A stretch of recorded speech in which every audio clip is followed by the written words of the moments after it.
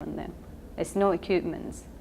One time we have to cut off a 6-year-old boy's leg and the arm completely without even giving him local anesthetic. That's how the situation was there. So, after I've seen that little boy crying out, I fainted.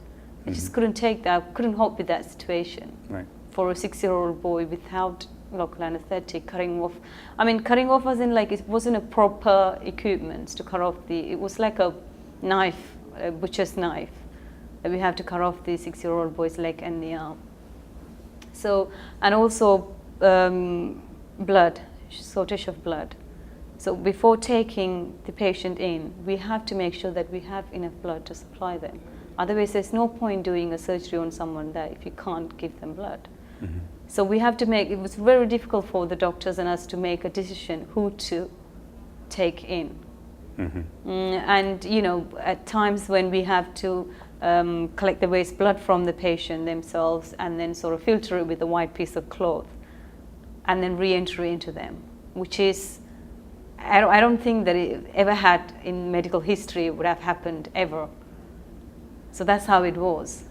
Very difficult situation, the hospital. I just, I can imagine how the people were. Obviously, the situations in the hospitals were very bad, and this was something that was known to the rest of the world as well. But there were a lot of other things that were hidden from the rest of the world.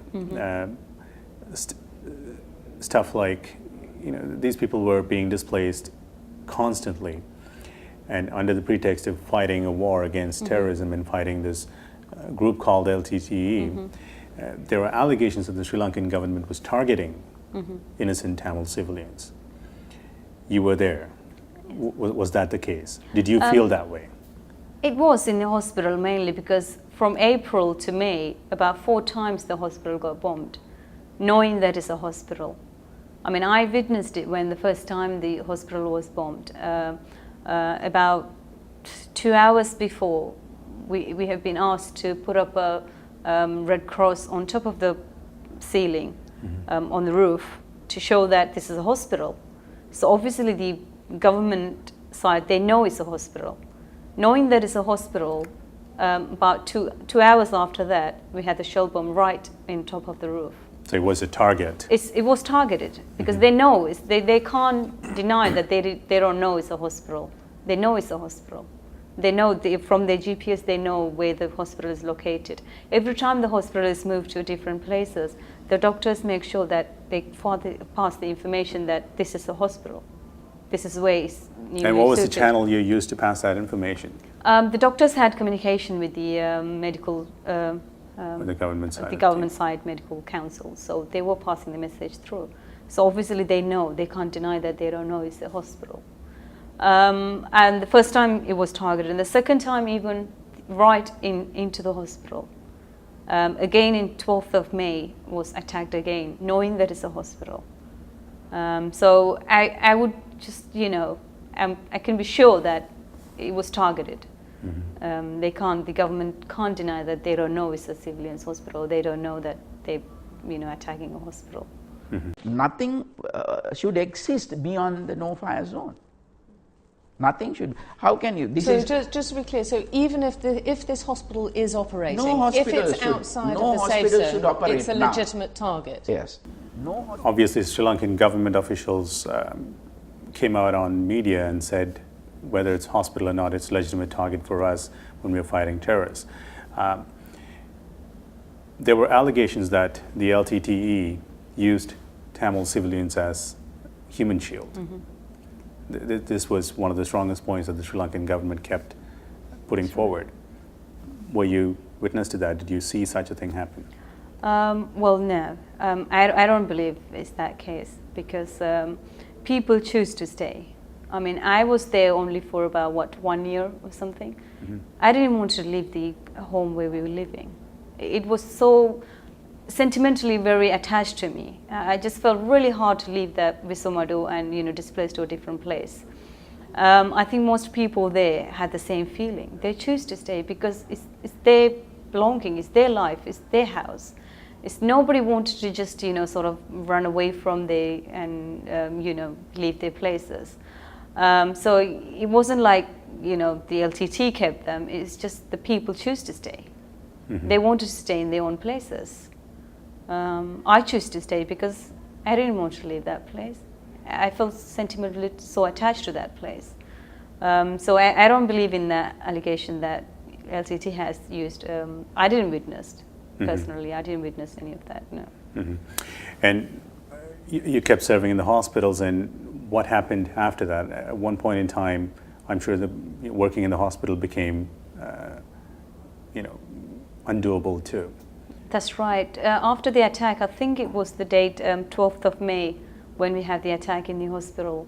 The doctors have decided that there's no way we can run this hospital anymore because hardly none of the medications left at that point. No supply were there, and nothing we could do. We would just have to, the doctor said, well, just have to leave and go. There's nothing we can do here. So I think the 13th night that I've decided, I was told to just leave the hospital and just go. So we just left it on the 13th, and I came back with my cousin. So all of those people that you were taking care of and all those patients that were hoping that they'll get some kind of medical attention were just left there because there was no other choice. Yeah, there's no choice. We didn't have any supply at all. No, none of the medications were left at that time. So just have to leave them and go. Was it because the medication ran out, or was it because of the bombing? Both, actually. Both. Because there's no medication. On top of it, there's no the continuous shell bombs inside the hospitals. There's no way we can stay, outside and save the people. So we just have to leave that place immediately, and just left. Mm-hmm. And then when the Mullawaikal massacre itself, which is the final days, where were you at that time? On the 16th of May, when, I've left the hospital on the 39th, 14th, I think. I can't remember the right dates. Then, I stayed with my cousin, and then on the 16th, finally there was a talk in between amongst the people that some sort of international help is coming. And I heard before as well, the international has given report that if the people come out from the area, we will look after them, we will take care of them. So there was a hope that the international is coming in, and they're going to take us, and they're going to take care of us, and we're all going to go back to our places. That's what's going to happen. So we were all waiting for the ICRC ship to come through, or some sort of organization to come through to help us. Until about 4:30 we waited there. Nothing happened.